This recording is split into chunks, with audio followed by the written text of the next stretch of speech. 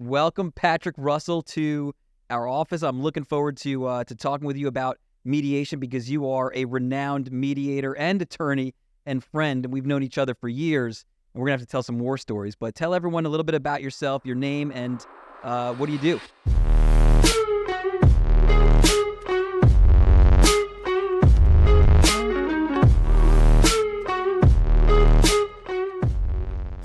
All right. Well, thank you, Eric, for having me.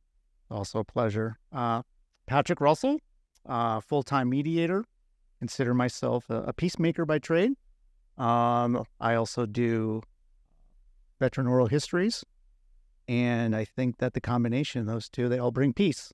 I think it's a natural fit for me. It's always been my personality to bring people together, and it just took me a while to get there to do it for mediation. So it's civil circuit cases, personal injury, commercial litigation, all that fun stuff, first-party property work. What I love about you is that you are a warrior, and not only are you a warrior for helping, bring people together, but when I think of you, you have done plaintiff and defense work. You've worked with the Florida bar as was it a prosecutor with the Florida bar? So you have such a wide range of background to be able to help all the different parties. How does it help for your for mediations when you have been a plaintiff lawyer and a defense lawyer? Well, I think it wasn't by accident. In other words, when I decided I wanted to get into mediation full time, my primary background was on the plaintiff side. But I thought that it would be really important to be able to speak to both sides, to be able to have sat in the other chair. So I did it backwards. Plaintiff side, and then I went to the defense side towards the end of my career. In between was the bar, and I thought that was also an interesting perspective because that brought the ethics component. And I think that's critical for mediation because you need ethics, you need trust, and if you can't trust a former bar counsel, I don't know who you're going to trust, right? Yeah. That was the whole idea, was to bring that back. And I think the power of being able to be on both sides brings a lot of perspective and trust. And that's what it's all about. Mediation is a trust. You need to be able to trust your mediator. Yeah. And, when I think of your plaintiff work, we worked together years and years ago. And, when I talk about you being a soldier and a warrior, me and you, I don't know if you remember this, but we traveled to New York. I think we were in New York Times at this massive defense firm, and they put us in a room with, I would easily say there was over 1,000. There were probably 1,000 boxes in there. I don't know if it was 1,000, but probably at least 500 because it was wall to wall and they were stacked all the way up. And this was in a case against a big corporation, and me and you were sitting there sifting through documents, trying to figure out what was relevant, what wasn't. With portable scanners. With portable scanners, this was a different time. Yeah. Wow. Unbelievable. Yes, those were the days. And then you ended up working with a very renowned defense firm in Miami. How did that help you, again, with mediations, being able to see how the insurance side of things work, like internally with adjusters and, the attorney reporting? How'd that help? Well, I think it brings a critical component in that for the first time, it's kind of the Wizard of Oz. The curtain was pulled back. Because I never really understood on the plaintiff side what was going on, like why were the adjusters not seeing it my way? What were they missing? What did they need? And then when I'm on that side, I had to live in that world. And then I got it. And then I was able to understand how adjusters work, what they're looking for, what kind of triggers them to settle cases, what's important to them. And same thing with the pressures of defense counsel. So I was there. I was one of the trial lawyers, trial partners at this big firm. And I know what I had to go through to defend those cases. So I know what also triggered me and what I needed to do. And I think being able to have that experience sitting in both chairs is critically important because then when I come into mediation and I see those folks, kind of know their perspectives, and then it's a matter of trying to bring them together so they're talking the same language. Not all mediators have that kind of experience. Actually, I would say the vast majority don't. I think most mediators either had their career on the plaintiff side or they had their entire career on the defense side. And, I think every plaintiff lawyer should at least consider having a mediator that has both sides of the fence. Because like you said, I'm so one-sided when it comes to my cases. I'm always viewing it really like it's like, hey, this is my case, my plaintiffs, I'm bringing the case against this defendant. And I'm not so much thinking about what the adjuster needs. to get the case done. I'm just thinking, okay, this is how I'm going to get, this is what I'm going to do. This is how I'm going to be aggressive. Instead of thinking, well, maybe they just need more medical records. Maybe they need this medical bill. They need time to review it. They need to round table. And I see having someone like you be able to explain that, at least to the plaintiff's lawyer in a mediation, I think is extremely important. Yeah, and it's also a matter of, I always push this at my mediations. It's all about perspective. And so you have a plaintiff's perspective and you have a defense perspective. And it's trying to merge those two so that you can understand each other. Because that's what you need to get, the common language and the understanding. I mean, if you can solve, I always say, if you can solve the people, because you have different personalities, you can solve the people. Solving the problem is easy. You got lawyers on both sides, legal experts. That should be the easy thing. The tougher thing in mediation is solving the personalities in the room, in my mind. Yeah. And negotiation and getting everyone to be, because no one really wants to show their card. No one ever really wants to show that bottom line card. It's really, it is understand the personalities and being able to work with both people to kind of get them to yes. Isn't there a book called like something like that? Getting like to yes. Getting to yes. My phrase is getting to we. I think that's a little bit better, actually. Right. I like that. Because it takes two to make that settlement if you're dealing with two parties, right? So, and it's funny because I was trained as a young lawyer to be that aggressive lawyer. Don't give an inch, fight everything. And over time, my perspective has changed. And I'll give you an example. This just happened, and it happened actually today. A few months ago, my client was in a really bad car accident. There was a excess policy. There was a $250,000 BI policy, bodily injury policy, and then we found an umbrella policy of $1 million. They immediately tendered the $250,000, and a defense attorney got involved on the $1 million. And he reached out to me, and I had known the defense attorney, and he said, "Listen, I had a demand that was pending, and I said, pay by this date, or else we're suing, and we're going to go full throttle." And he reached out and he said, "Listen, we need to review this stuff. Can you give me some more time?" The adjuster is asking for an additional, whatever it is, 45 or 60 days, 70 days. And I sat back, and my young lawyer was like, "Screw you, pay by deadline." But I sat back and I thought about it. I said, you know what? Learning from people like you, right, and who kind of understand that there's some things need time. I gave them the extension. I gave them the time. I said, "Here's everything you need. Take a look at it. You need to pay the $1 million. You need to pay the full policy limits. But I'm happy. Go ahead, take your time, plenty of time. If at that point you guys don't pay, well, then I got to go full throttle." And they called me up today and they said, "We're paying the $1.25 million. Done." And that's just a perfect example of understanding both sides. To understand that the insurance companies, the defense attorneys, there are certain things that they need to check off to make something like that happen. Exactly. And my experience was, for the most part, adjusters need a reason. They're not always in control. They're one part. There's supervisors above them, and there's supervisors above them. If you give them a reason so they can write a report, that they can write a check, that's what you need to do. Just asking for it, demanding it, yelling, screaming is not going to make it happen. They need a reason that they can document. And so that goes a long way. And it's all about, how do you get bees? Do you get them with honey, right? Or the carrot and the stick? It's all that philosophy of how do you work with each other and not burn bridges? Because most likely you're going to see that defense lawyer down the road again, right? You're a young guy, right? So does he want that experience to be negative the next time you see him, or do you want it to be a positive experience the next time you see him? Yeah, I always try my very best. And again, sometimes personalities can get in the way, but I always try my very best to keep everything light and honest, straightforward, professional with my opposing counsel. Always. I want them to know that I'm on the up and up. I'm here to try to get the case resolved for my client, help my client.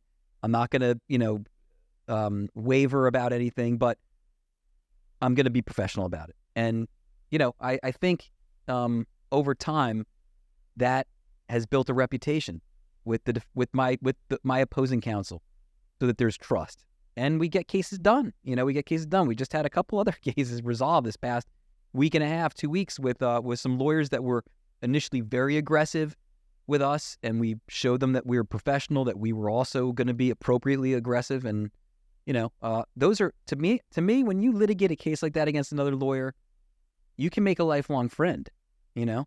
a colleague. It happens. Well, I can personally attest to that because a lot of the people that I see at mediation, not only are they my former colleagues on the plaintiff side, but guess what? A lot of them are also my colleagues that were on the defense side as well. Yeah, see, that is the attestation. That's the word I'm going to use right now. But that really is a testament to who you are as a person, as a lawyer, as a family man, everything. Because when you, as a lawyer who's been on both sides, when your colleagues or your opposing counsels are now reaching out to you, hey, we'd love you to mediate this case, that's such a compliment, It's an amazing compliment. Exactly. And, I think, and you kind of hit on this earlier, in my mind, and when I do my opening for mediation, one of the things that I try to hit home is that there's really, in my mind, there's only two things that really, really impact and hold up the resolution of any dispute, whether it's at mediation or even at home. One, lack of information, or two, emotions. And often in our legal disputes, you have both of those side by side, running in tandem, and that causes chaos. And if you can solve those two problems with information, giving people information, as it's really hard for people to make decisions when they don't have information. They need to know their options. They need to know what they can do. So that's component number one. And then component number two, you can't get triggered. Because with all the information in the world, if you get triggered, you end up usually doing something you regret later, right? So trying to do that in a mindful way through mediation, both as a mediator, trying to be in a mindful way in mediation, setting an example for the lawyers and the parties, but then having them buy into it and they also navigate that mindfully leads to really, really productive and meaningful mediation.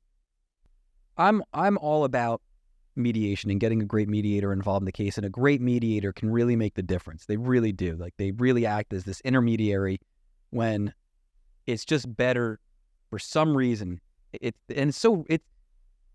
Our system has been built like this for years, right? It's been developed over time. Now, I could be have a good relationship with the defense counsel, but for some reason, having the intermediary and that is communicating in between, right? For some reason, that helps get things done. And that's why I like mediation. What I don't like about mediation sometimes is that, at least in my experience, the opposing side doesn't show up with everything that they're actually willing to pay. And this ends up making the case not resolve at mediation. I'd prefer if they really fully evaluated the case and said, okay, this is what we're willing to pay at mediation and at the courthouse steps. But for some reason, it doesn't happen that way. And that's just maybe the unfortunate game of litigation and trial practice is this game of chicken almost.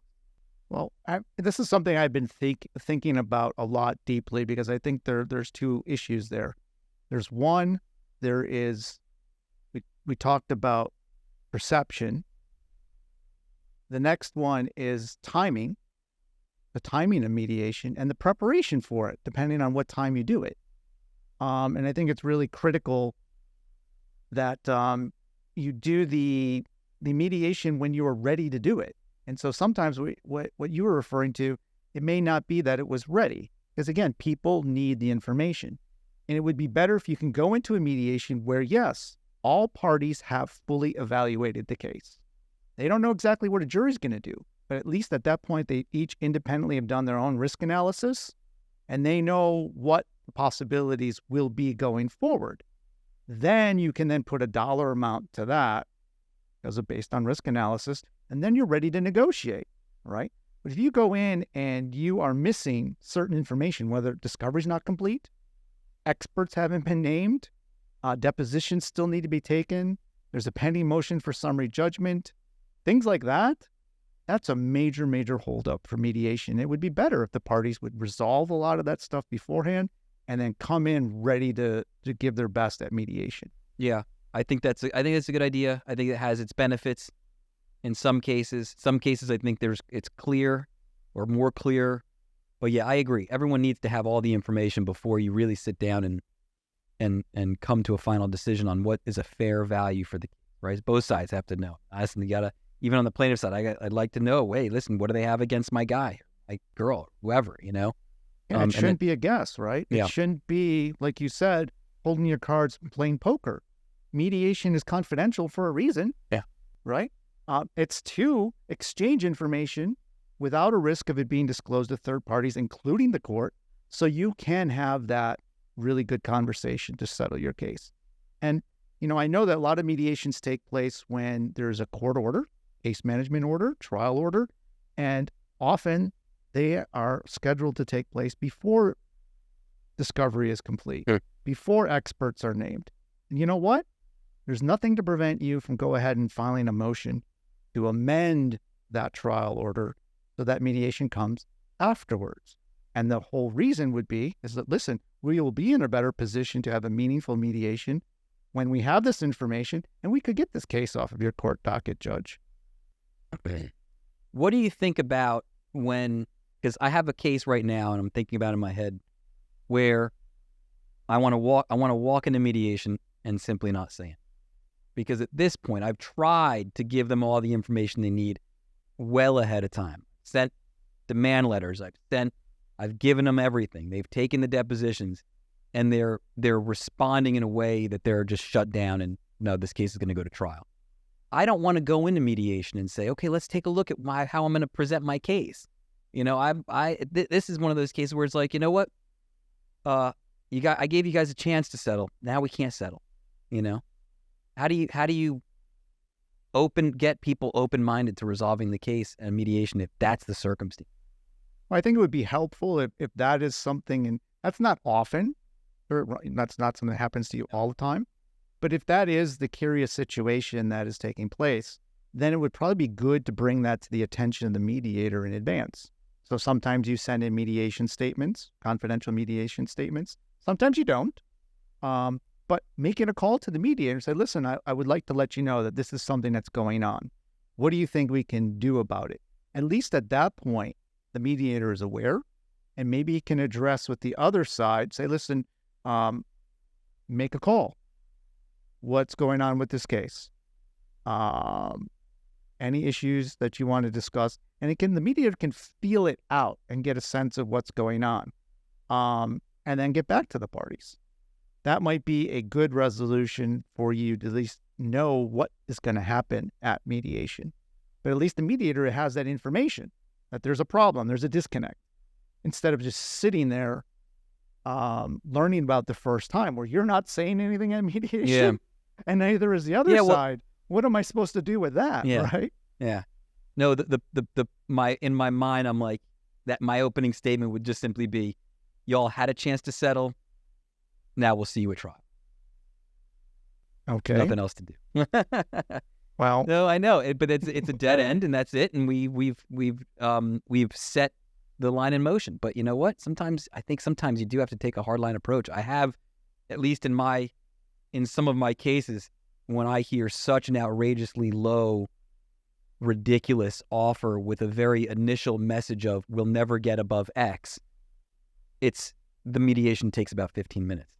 We appreciate you, but we'll go ahead and, let's move forward for trial, And sometimes that gets the attention of the right people. I think in that case that I'm thinking of, the case I ended up resolving. So, but it's a matter of, for instance, if something like that was to happen in a mediation where you just said what you said. Yeah. And the other side says, yeah, we have nothing to add. Okay. And I'm supposed to take that and run with that. Well, okay, fine. We'll break off into our separate groups. But I'm going to go in and challenge both of you. Okay, tell me, why is it that you're taking this position? What have you sent them? What is it that they really should have done, could have done? Why? Okay, fine. Same thing. Then I go in the other room. Tell me, why is it that there hasn't been a response? Why are you taking this position? And, at the end of the day, if the beauty of mediation is all about self-determination. If you don't want to settle, that's a perfectly fine result. That is a resolution. Your resolution is now to go to trial. So for some people, they'd rather roll the dice and go to trial. If that's what you want to do, then that's what you do. No mediator can change that mind if that's already been predetermined. But you can certainly probe it with the parties present to make sure the clients are on board as well. What I find also very effective, and let me know if this is something that you do and maybe you can explain it, is that sometimes the case reaches an impasse, meaning it doesn't settle at mediation. but the mediator remains involved over the next 2 to 3 weeks, where the lawyers are communicating through the mediator to get the case done. Explain how that works, and do you do that? Well, there's a couple ways that can happen. One, the parties can adjourn, which if there's a possibility that you want to continue the negotiations, there's still some missing information needs to be exchanged. Instead of just calling it an impasse, we can adjourn it, and then the dialogue is continued with the lawyers themselves or with the help of the mediator.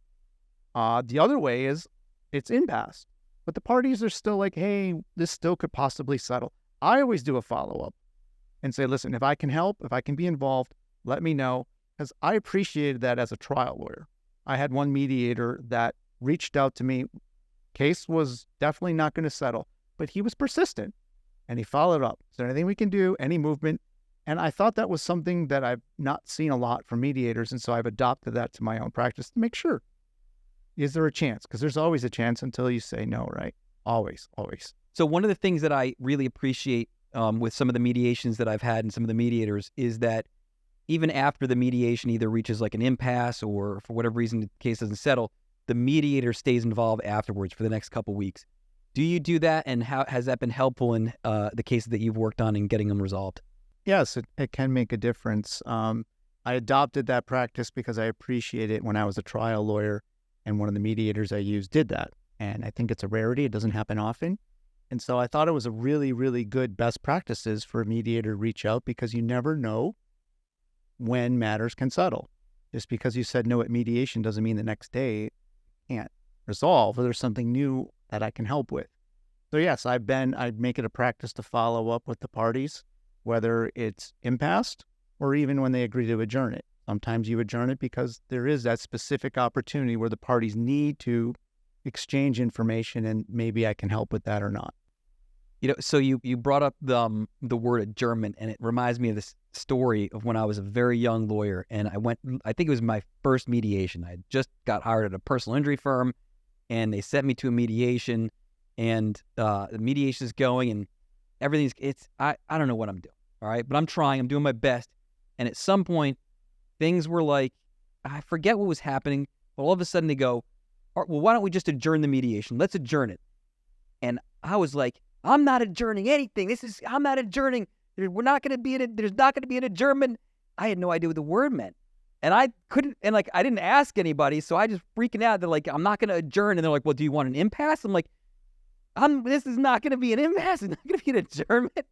And I had no idea what I was doing. There was like, I think even the media was like, we could just adjourn it, but I didn't know what that meant. So sometimes it's important for the lawyer to understand what those terms mean. An adjournment is a timeout. All right, we're just going to hold off making a decision. We'll see if we can come back. You can't reach a resolution later, then we can finally declare it an impasse. And that I wish I would have known, because it would have made much more sense.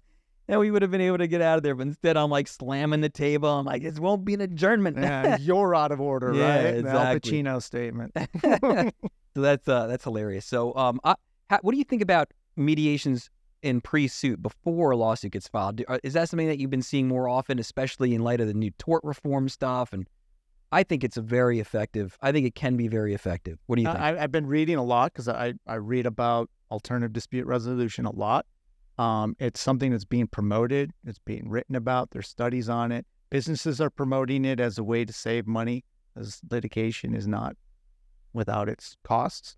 So I think it has a really, really bright future, and it's something that's very appealing, I think, to businesses if you can get right ahead of the dispute.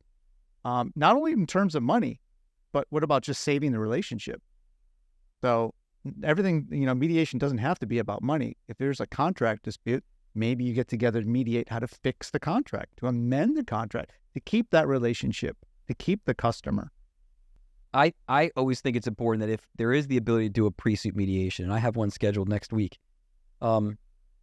is, for me, at least as a personal injury lawyer who represents plaintiffs, it's important for the client to know that, listen, maybe they won't pay as much before we file the lawsuit, before we go through all this litigation, before we get to the courthouse steps. Maybe they'll pay more then.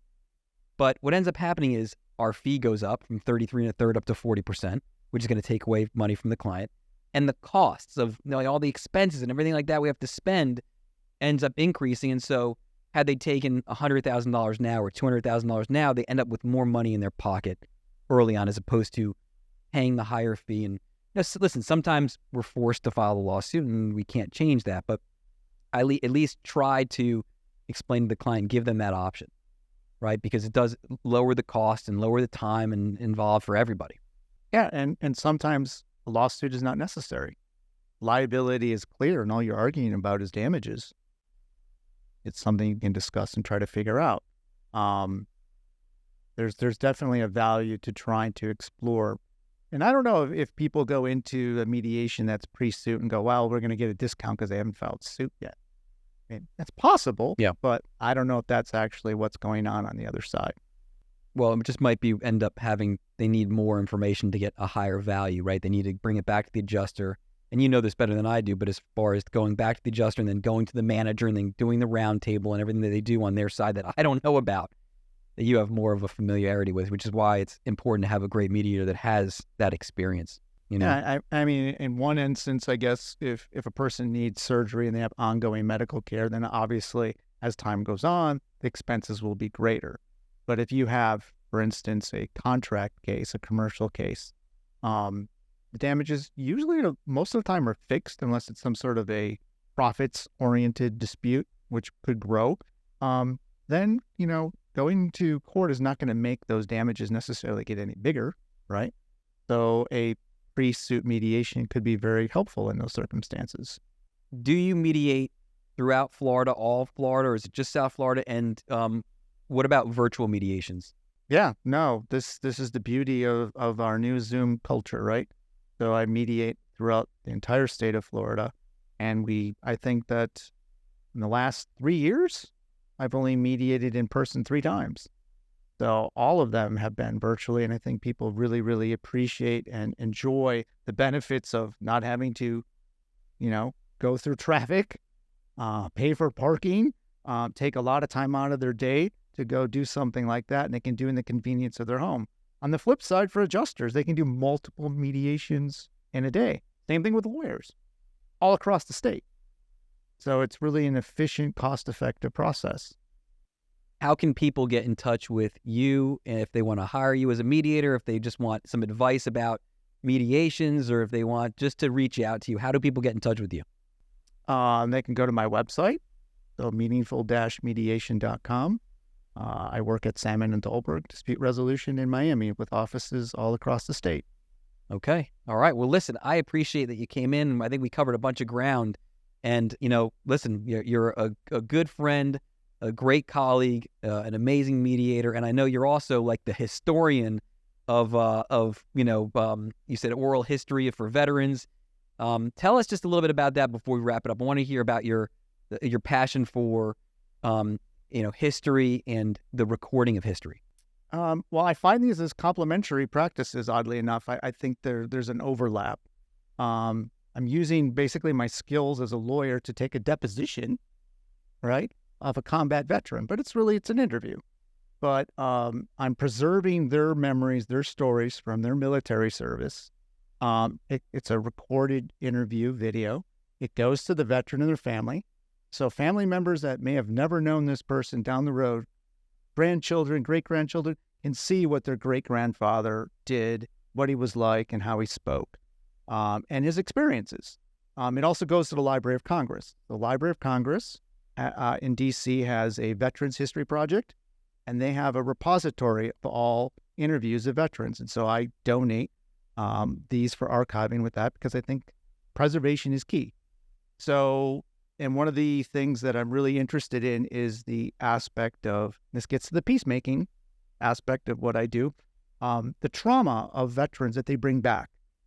It's stored in their bodies. And you see it in World War II veterans, even 70-some years later, that they're still emotional about what they saw, what they did, and they've carried that for 70 years. And I don't think the public has enough awareness of that for all of them. So for World War II, Korea, Vietnam, etc.